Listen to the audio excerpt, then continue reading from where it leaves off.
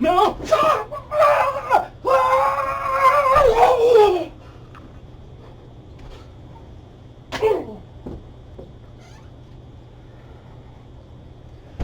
Weak, pathetic fool. Hello, ladies and gentlemen, and welcome to my Chamber of the Wraith. I am Shang Tsung, masquerading as the previous owner of this deplorable environment. Now, bear witness to my power as I demonstrate to you what the Master of Souls is capable of. Otherwise, your soul is mine. Shang Tsung is Mortal Kombat 11's first DLC character and original big bad boss. As a result, Shang Tsung has all kinds of tricky techniques and tricky strings that allow for all kinds of interesting shenanigans. One of them is Malignant Sorcery and Vile Inscriptions. These are both equipped together under a specific ability. This allows Shang Tsung to nerf the opponent in several ways. Vile Inscriptions increases the amount of damage that the opponent takes by 25% while it's active. However, it goes away as soon as you use Soul Steal. Vile Inscriptions, on the other hand, reduces opponent damage output by 25%. And like Malignant Sorcery, goes away as soon as Shang Tsung uses Soul Steal. Now, one thing to keep in mind is that, unlike Shao Kahn, these are only by 25%. These are not by 50%, like Shao Kahn's buffs and nerfs. And only one can be applied at a time. You cannot apply both buffs simultaneously. You have to pick and choose which one you want to apply. Perhaps after a disadvantageous solution, if you have enough time, pop Vile Inscriptions to minimize the amount of damage you're going to be taking. Whereas, if you are in a positive situation, drop Malignant Sorcery for damage shenanigans, as long as the purple flames are active. Now, before we begin, I just want to show the proof in the pudding of Malignant Sorcery. See how it did 35 less damage? That means it does 25% less damage overall. Corpse Drop is a universal move Shang Tsung has that allows Shang Tsung to drop a big freaking corpse, probably from the flesh pits, on the opponent. I have a funny feeling this is some sort of cheeky meat reference. Anyway, normally the Amplify is an overhead low knockdown, so it's a mix that knocks you down. But you can trade the mix potential for a launcher using this new Amplify. This launches the opponent high into the air, allowing Shang Tsung to get combos, in the hands of a more skilled Shang Tsung player, namely, not me. Well, that works. And then we're back into Kano shenanigans here.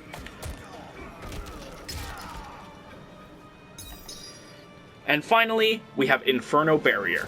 This causes a fire tornado to pop up behind the opponent, allowing the Shang Tsung to effectively trap them in a situation that means that they are getting comboed much, much easier than normal. Now, you can also apply Close Inferno Barrier, which puts the barrier in front of Shang Tsung, but you have to hold back for a long enough time to get it to work. Amplify either of these, and the Fire Tornado will move towards the opponent, chasing them down. But it doesn't have infinite range. So, you need to keep that in mind. Oh, almost. I want to try something here. Yoink! And now I am you.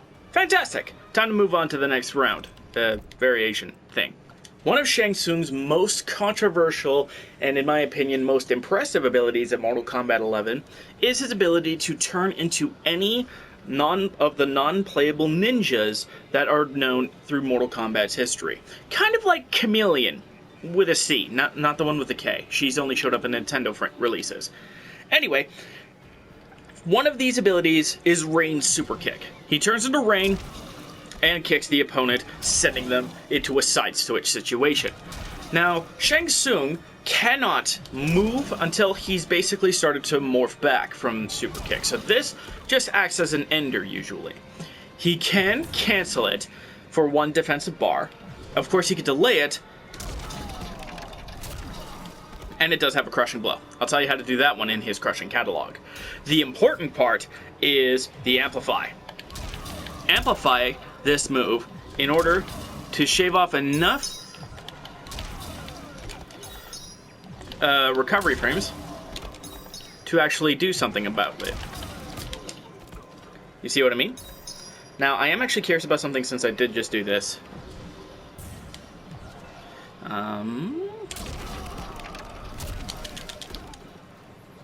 Okay, so it looks like I would have to amplify it still in order to do shenanigans, but that's good to know. Next up is Ermac's Force Lift, allowing Shang Tsung to lift the opponent into the air and slam them down, Ermac style. Now, you can also amplify this into a powerful pop-up, allowing for combo potential. You can see where this is beginning to go for this variation. The idea is, you know, not to suck. I could potentially do 3 morphs in one combo. So,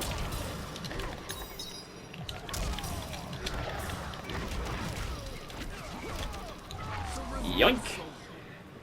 Now I'm you, after turning into 2 of Mortal Kombat's most iconic, non-classic ninjas. Or, no, they're still classic, because they were MK3. Regardless, the final one, and the one that probably made me the most sad, is Smoke's Shake.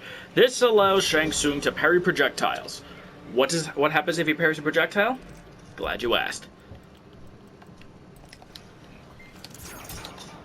When he parries a projectile, he comes in and an unblockable response.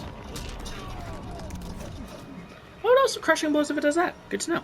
Anywho, you can also amplify it in order to parry normal attacks. So, uppercuts, throws, etc. So, this means this parry is very, very strong. Time to move on to the next loadout. Shang Tsung's fiery skulls are legendary as deadly projectiles. In this game, they're fast and do good damage. You can amplify the fire skull twice with a particular ability, allowing you to throw 3 skulls in a classic fashion. But this does cost both bars, and it has to be equipped. Next up is Ground Eruption, Shang Tsung's only 2-slot ability.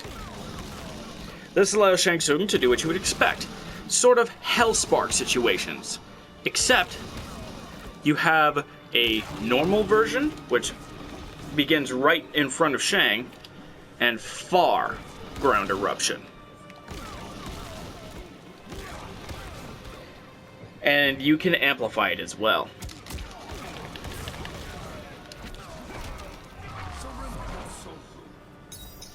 Deadly shenanigans await with Ground Eruption. Time to move on to the next loadout. Hang on a second. Hello! You could actually amplify it twice!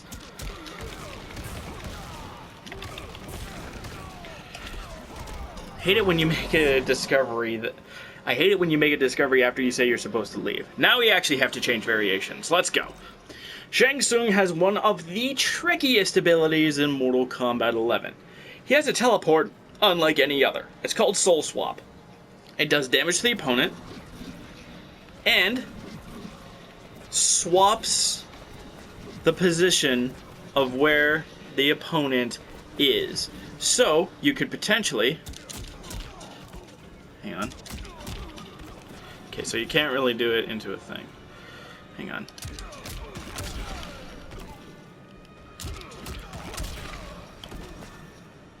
Okay, so if they're on the ground, it won't work. But this does indeed allow Shang Tsung to swap around, and you could potentially kill the opponent with this. I think he had something like this in the 3D era games, but this is the first time in a 2D Mortal Kombat that Shang Tsung's had to teleport like this. And we also have the final ninja variation, Reptile Slide. This replaces Shang Tsung's own slide and can be amplified. And yes, it's a true low, allowing for some tricky little shenanigans. And this variation also has the scrolls, but because we don't cover duplicate abilities here, time to move on to the next variation. This variation of Shang Tsung is all about souls. So instead of the Fire Skull, he gets Screaming Soul, a green beam type projectile, which can be delayed. Doesn't add any extra damage, but allows for trickier zoning. And you can put it back for 1 defensive bar. And if you amplify it, the scroll comes alive like the carpet from Aladdin, and you get a scrolling beam, like Kronika's Time Beam or Cetrion's Flare Laser thing. Scatter Souls is a quick blast right in front of Shang Tsung. And although looking at the explosion, I wouldn't be surprised due to NetherRealm hitbox shenanigans that you could actually hit behind opponents as well. You can charge it, which looks like it actually does more damage. So, 1, 2. Yes, it does. 1, 2, 3. So it goes from 60 to 80, 80 to 100, and 100 to 120. And you can amplify it to throw stuff at the opponent. It doesn't look like it leaves them able to be comboed, but this could make for a powerful restand. Let's test that, shall we? Let's suppose that Kano is just jumping.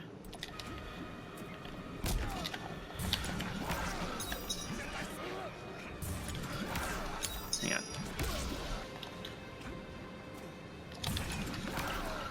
Okay, so it does restand the opponent, and it appears to leave the opponent pretty negative on hit. So this means that Shang Tsung could be in for some serious shenanigans. How do I turn off the jumping again? There we go. Need to spend more time in the lab, clearly. We'll see more for sure in the frame data. But, wonder, 2, 3, no. 1, 2, amp. It doesn't increase the damage or anything. It just kind of forces him to be like, ah, it burns! And finally, we have Soul Well. This leaves Shang Tsung's Soul Well above the fight arena. And he can then absorb the souls for damage. But it looks like there's a neat added effect. As a matter of fact, there is. The more you strike the opponent, the more goes into the Soul Well, but you only have a limited amount of time before it goes away. So one scenario that you could do that could work is just go for a throw and then absorb it. Now I wonder how now I'm gonna do some math here because I'm curious how much Shang Tsung actually absorbs. Okay, so that was from 40. So that was 25%. Let's see if that holds up and see if we can get to 50% after 2 soul beams. 1, 2. So this should do... No. It doesn't quite do... No, yeah, that's right. It doubles, so 20 extra, so it stacks. So the idea would be... After a throw, you can do this and gain 75 health instead of just 40. So it looks like it takes 25% of attack damage over a limited time. Goes away when you soul steal, so bear that in mind. Oh, that's right, this one doesn't have a whole lot of combo potential. I'll keep that in mind. Wait. So that basic combo did 166, so I should get about, yeah, a little over 40 Extra damage. Very interesting. This almost reminds me of Kodokan's Blood Totems in a way. I like this move a lot. But before we get too carried away, let's move on to tournament variations. It would appear that I have actually created a tournament variation by mistake. Warlock brings the double amplify of the skulls and ground eruption to the table, which could lead to some pretty dangerous shenanigans indeed. Oh, come on! Are you kidding me? This is hilarious. This is hilarious! So, I think I think my third and fifth variations that I built unwittingly became tournament variations. Because we got Soulwell, Screaming Soul, and Scatter Souls. That is actually hilarious. Alright, now we're gonna do the Fatal Blow and then Frame Data. I hope you enjoyed this video. Don't forget to be awesome, and we'll see you next time. Get over here!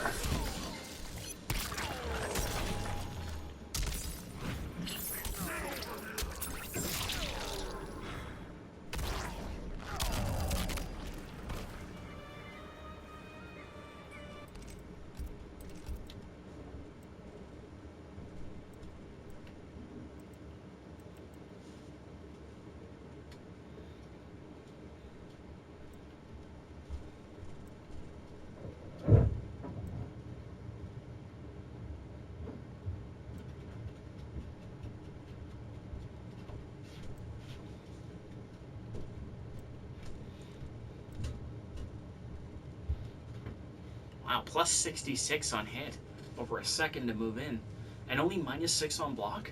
This move's really good.